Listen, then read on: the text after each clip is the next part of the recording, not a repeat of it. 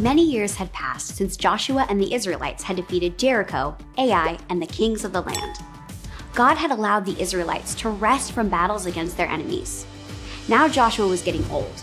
He gathered all the people of Israel because he had some important things to say to them. Joshua said, "You have seen everything the Lord your God has done. He has fought your battles for you. The rest of the land will be yours too, just as the Lord your God promised. Therefore," Joshua continued, "be careful to obey everything that is in the book of the law of Moses. Do not turn aside from it. Do not mix with the nations in this land or worship their gods. Keep clinging to God. He fights for you.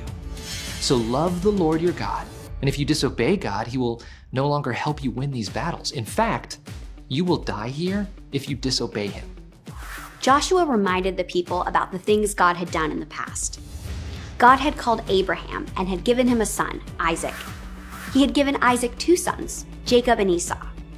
Jacob's children had become slaves in Egypt, where God had sent Moses and Aaron. God had rescued the Israelites from the Egyptians, bringing them safely across the Red Sea. They had fought and won many battles because God was fighting for them. God had done so many great things for his people. So Joshua commanded the people, "Fear the Lord and worship him, or will you worship false gods? As for me and my family, we will worship the Lord." The people replied, "We will not abandon the Lord. We know how much God has done for us, and we love him." Joshua warned the people, "If you do abandon God to worship other gods, God will turn against you. He will destroy you." "No," the people replied, "we will worship the Lord." On that day, Joshua made a covenant with the people. He wrote it down and also set up a large stone under an oak tree. Joshua said, "This stone will be a reminder of your duty to serve the Lord, who kept every promise in bringing you into this land." Then Joshua sent the people back to their homes.